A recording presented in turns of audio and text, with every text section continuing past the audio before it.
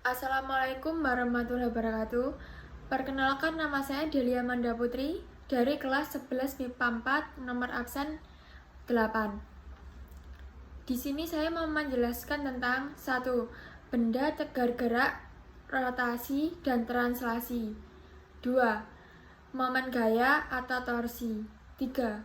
Momen inersia dan contohnya dalam kehidupan sehari-hari. 1. Benda tegar. Benda tegar adalah benda yang tidak mengalami perubahan akibat pengaruh gaya ataupun momen gaya.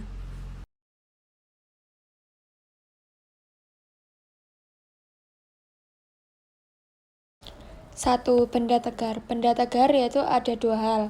Gerak translasi adalah gerak benda yang arahnya lurus ataupun melengkung pada gerak translasi menggunakan konsep hukum Newton 2. Rotasi.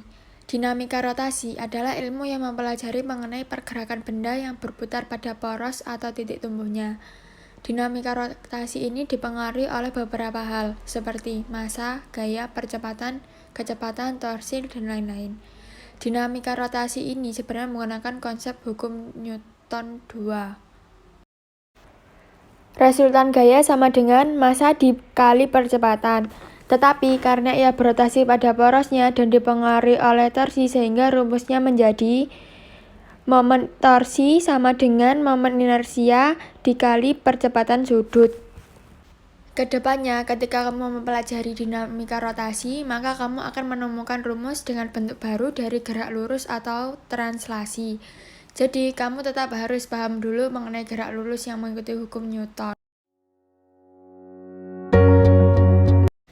Momen gaya. Momen gaya atau torsi adalah suatu kecenderungan suatu gaya untuk memutarkan benda tegar terhadap titik poros tertentu. Kalau bahasa simulasi torsi, ini merupakan suatu besaran yang dapat memutarkan benda.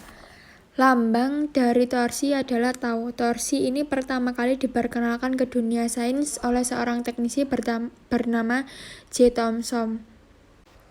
Namun, konsep torsi sebenarnya sudah ada jauh semenjak konsep tuas ditemukan oleh Archimedes. Kita ambil contoh pintu. Ketika kamu ingin membuka pintu, kamu hanya perlu memutar engsel dan tanda kemudian pintu terbuka. Maka agar bisa bekerja, torsi dipengaruhi oleh engsel pintu sebagai titik tumbuhnya. Gaya yang akan bekerja yaitu kamu atau orang yang membuka pintu dan lengan jarak terhadap titik tumbuh. Jadi, besar kecilnya torsi dipengaruhi oleh poros titik tumbuh, gaya, dan jarak lengan. Torsi merupakan perkalian antara gaya dan jarak. Kalau dituliskan rumusnya akan menjadi seperti berikut ini. Torsi atau momen gaya dirumuskan dengan tau sama dengan R kali F. Jika gaya lengan bekerja pada lengan gaya tidak tegak lurus, maka besar torsinya adalah tau sama dengan R kali F kali sin theta, di mana theta adalah sudut antara gaya dengan lengan gaya. Momen inersia. Konsep momen inersia pertama kali diberikan oleh Leonhard Euler.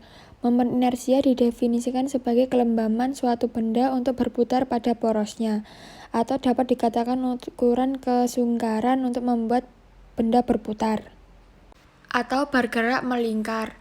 Besar momen inersia bergantung pada bentuk benda dan posisi sumbu putar benda tersebut.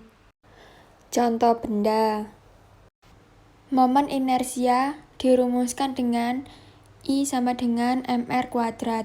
Keterangan, I adalah momen inersia, R adalah jari-jari, M adalah massa benda atau partikel. Benda yang terdiri atas susunan partikel atau benda-benda penyusunnya yang lebih kecil. Jika melakukan gerak rotasi, maka momen inersianya sama dengan hasil jumlah semuanya. Momen inersia penyusunnya. Sekian, terima kasih. Wassalamualaikum warahmatullahi wabarakatuh.